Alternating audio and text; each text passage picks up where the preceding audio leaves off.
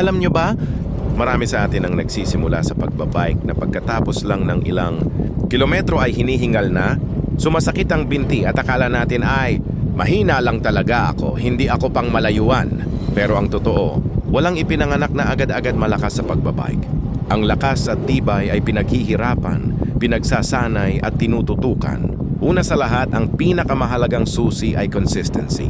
Hindi kailangan na sa unang araw pa lang ay pipiliting umikot ng 20 o 30 kilometro ha. Sapat na ang 30 minuto hanggang 1 oras na regular na ginagawa. Kasi kapag araw-araw o madalas mong ginagawa, nasasanay ang baga mo sa haba ng biyahe, nasasanay ang muscles mo sa galaw, at unti-unti, yung dati mong hirap na hirap abutin, nagiging madali na lang. Tandaan din natin ang tamang forma o postura. Marami sa atin ang nakakuba habang umiikot. Akala natin komportable pero ang totoo, pinapagod nito lalo ang likod at dibdib mo. At nababawasan pa ang lakas na naililipat mo sa pedals. Kaya panatilihing tuwid ang likod, relax lang ang balikat, at siguraduhing tamang-tama ang taas ng upuan mo. Kapag nasa pinakamababang parte ang pedal, dapat medyo nakaunat lang ng konti ang tuhod mo. Hindi sobrang baluktot at hindi rin sobrang nakaunat na parang nag-uunat ka. Susunod, matutong makinig sa bike mo at gamitin ng tama ang gears. Huwag na huwag mong pipilitin ang sarili mong umikot sa mabigat na gear. Grabe. Lalo na kung paahon o pagod na tayo. Alam niyo yun, yung tipong pilit na pilit ang ikot Inat tapos ang sobrang usogoy. bagal pa usad. Sayang lang Alas. ang lakas at mapapahamak pa ang tuhod mo. Kaya rule of thumb, sa paahon, gamitin ang magaan na gear para madali ang ikot at tuloy-tuloy ang usad. Sa patag naman o pababa, pwede mo nang taasan para mas mabilis. At mas sulit ang bawat hakbang mo. Hindi rin lahat ng ensayo ay nasa bike lang ha.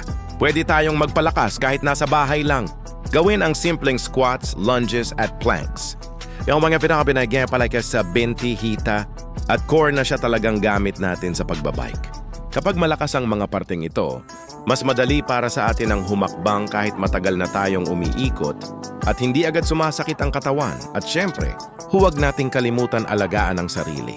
Bago magbike, kumain ka muna ng sapat, kahit saging, tinapay o kaunting kanin lang. Kailangan natin ng energy fuel. Magdala palagi ng tubig para hindi ma-dehydrate lalo na kung mainit ang panahon.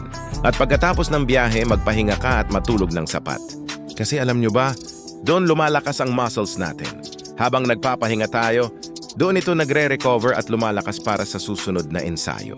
Kaya kung nararamdaman mo ngayon na mahina ka pa o mabilis kang mapagod, huwag kang mawalan ng pag-asa. Lahat tayo nagsimula sa umpisa. Yung mga pro na nakikita natin na kayang tumakbo ng mahaba at mabilis, dumaan din sila sa punto na hinihingal din pagkatapos ng ilang kilometro. Ang mahalaga, tuloy-tuloy lang.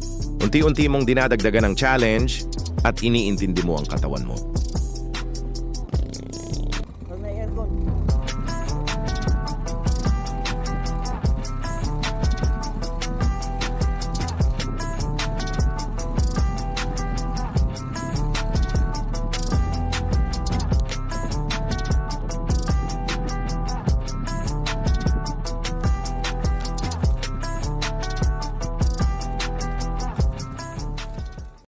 Ah!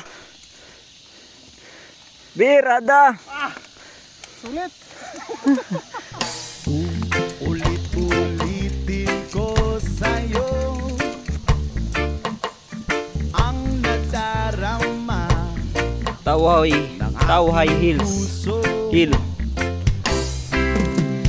Ang damdamin ko'y para lang sa'yo. Kahit kailanman di magbabago. Ikaw ang laging hanap-hanap sa gabi't araw. Ikaw ang nais ko sa tuwina ay natatanaw. Ikaw ang Wala. buhay at pag-ibig, wala nang ang iba. Right. Sa aking Nawad rin, no? puso'y tunay Ganina ka, dito, mag-aircon ba? nag-iisa. Nakaon?